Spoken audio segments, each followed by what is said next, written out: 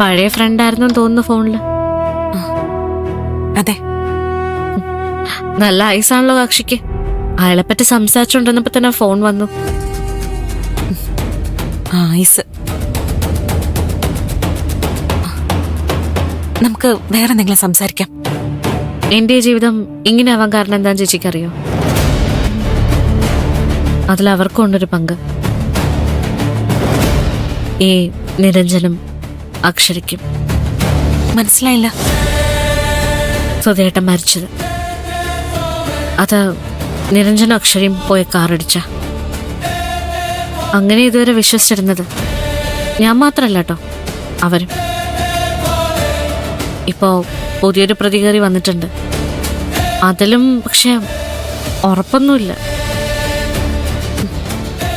പുതിയ പ്രതിയാണ് ചെയ്തതെന്ന് സംശയമില്ലാതെ തെളിയിക്കപ്പെടണം. എങ്കിലല്ലേ പഴയ പ്രതികളെ ഒഴിവാക്കാൻ പറ്റൂ. ഓ, അങ്ങനെ ഒന്നുകൂടെ ഉണ്ടല്ലേ ഇതിന്റെ പിന്നില്.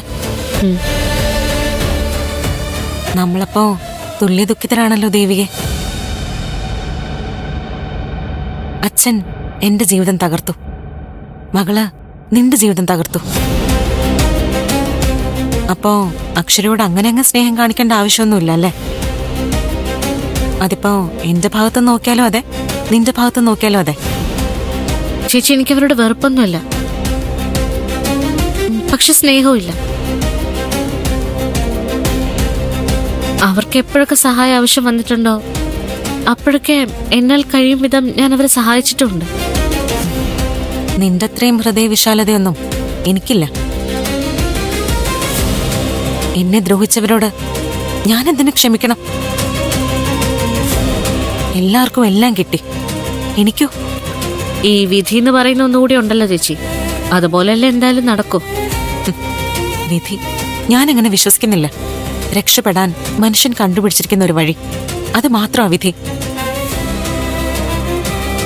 നമ്മൾ തോൽക്കുമ്പോ നമ്മൾ വിധിയെ പഴിക്കും, ജയിക്കുമ്പോ ആരും അങ്ങനെ ചെയ്യാറുമില്ല.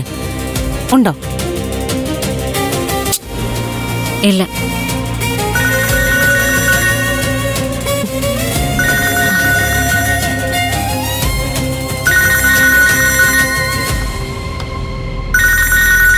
നിരഞ്ജന. തോന്നി. ഹലോ. ഞാൻ പെട്ടെന്ന് തിരക്കിലായി പോയി. ഞാനിവിടെ ഒരു ഗസ്റ്റിന്റെ മുന്നിലിരിക്ക. നിരഞ്ജന അറിയോ ആളെ? ദേവിക. അയ്യോ, നമ്മുടെ പഴയ അടുപ്പത്തെക്കുറിച്ചൊന്നും പറഞ്ഞേക്കല്ലേ. അവള് ചോദിച്ചു, ഞാൻ നിഷേധിച്ചില്ല. എനിക്കതിന് കഴിഞ്ഞില്ല. തെറ്റായിരിക്കാം ഞാൻ ചെയ്തത്. എന്തോ അങ്ങനെ ചെയ്യാനാ എനിക്ക് തോന്നിയത്. സാരമില്ല, ദേവിക പോയി കഴിയുമ്പോ ഒന്ന് വിളിക്കും, ഞാൻ വരാം. ശരി. പിന്നെ മറ്റൊരു രഹസ്യം പറഞ്ഞേക്കല്ലേ മലു? ഒരിക്കലും ഇല്ല, ഞാൻ വിളിക്കാം.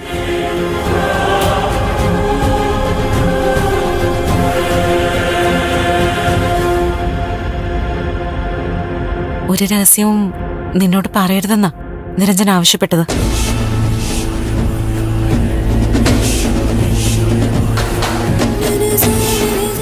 ആദ്യമൊക്കെ അക്ഷരയ്ക്ക് നിരഞ്ജൻ ഡോക്ടറോട് ഇഷ്ടമല്ലായിരുന്നു. പിന്നെ പിന്നെ ഈ അടുത്താ അവർ തമ്മിൽ അടുപ്പത്തിലായത്. അതുകൊണ്ട് അല്ല, ചേച്ചി കാരണം ആരുടെയും ജീവിതം തകരരുത്. ഞാൻ അങ്ങനെ ഒരാളാണെന്നാണോ നീ കരുതിയിരിക്കുന്നത്? എനിക്ക് ചേച്ചി നന്നായിട്ടറിയാം.